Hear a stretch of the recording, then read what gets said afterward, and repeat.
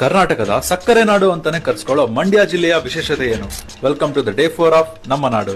ಸತ್ಯಯುಗದಲ್ಲಿ ವೇದಾರಣ್ಯ ಆಗಿದ್ದ ಈ ಪ್ರದೇಶ ಮಾಂಡವ್ಯ ಎಂಬ ಋಷಿ ತಪೋಗೈದ ಕಾರಣ ಮಾಂಡವ್ಯ ಆಯಿತು ಅಂತ ಐತಿಹ್ಯವಿದೆ. ಮುಂದೆ ಇದೆ ಮಂಡ್ಯ ಜಿಲ್ಲೆ ಆಯಿತು. ಮೈಸೂರು ಒಡೆಯರ ಮೊದಲ ರಾಜಧಾನಿ ಶ್ರೀರಂಗಪಟ್ಟಣ. ಕಾವೇರಿ ನದಿಯ ದ್ವೀಪ ಆಗಿರೋ ಇಲ್ಲಿ ರಂಗನಾಥ ಸ್ವಾಮಿ ದೇವಸ್ಥಾನ ಇದೆ.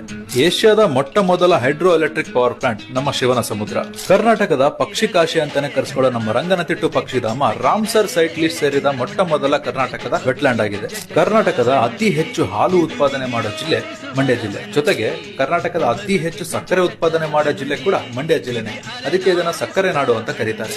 ರಿಸರ್ಚ್ ನ ಪ್ರಕಾರ ಅತಿ ಹೆಚ್ಚು ಕನ್ನಡ ಮಾತಾಡೋ ಜನ ಇರೋದು ಕೂಡ ನಮ್ಮ ಮಂಡ್ಯ ಜಿಲ್ಲೆನಲ್ಲಿನೇ. ಇನ್ನು ಮಂಡ್ಯದ ಮದ್ದೂರಿನ ಸ್ಪೆಷಲ್ ಮದ್ದೂರು ವಡೆ. ಇನ್ನು ಈ ಜಿಲ್ಲೆಯ ಜೀವನಾಡಿ KRS ಡ್ಯಾಮ್. ಇದನ್ನ 1932ರಲ್ಲಿ ನಾಲ್ವಡಿ ಕೃಷ್ಣರಾಜ ಒಡೆಯರು ಸರ್ ಎಂ ವಿಶ್ವೇಶ್ವರಯ್ಯ ಅವರ ನೇತೃತ್ವದಲ್ಲಿ ನಿರ್ಮಾಣ ಮಾಡ್ತಾರೆ.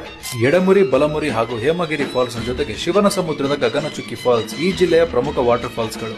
ಮೇಲುಕೋಟೆಯ ಚೆಲುವನಾರಾಯಣ ಸ್ವಾಮಿ ದೇವಸ್ಥಾನ, ದರಿಯ ದೌಲತ್ ಬಾಗ್, ತ್ರಿವೇಣಿ ಸಂಗಮ, ಆದಿಚುಂಚನಗಿರಿಯ ನವಿಲುಧಾಮ ಹಾಗೂ ಕುಕ್ಕರಬೆಳ್ಳೂರಿನ ಪಕ್ಷಿಧಾಮ ಈ ಜಿಲ್ಲೆಯ ಪ್ರಮುಖ ಟೂರಿಸ್ಟ್ ಪ್ಲೇಸ್ಗಳು. 7 ತಾಲೂಕುಗಳನ್ನೊಳಗೊಂಡ ಈ ಜಿಲ್ಲೆನಲ್ಲಿ ಮುಖ್ಯವಾಗಿ ಲೋಕಪಾವಾನಿ ಹಾಗೂ ಶಿಂಷಾ ನದಿಗಳು ಹರಿಯುತ್ತೆ.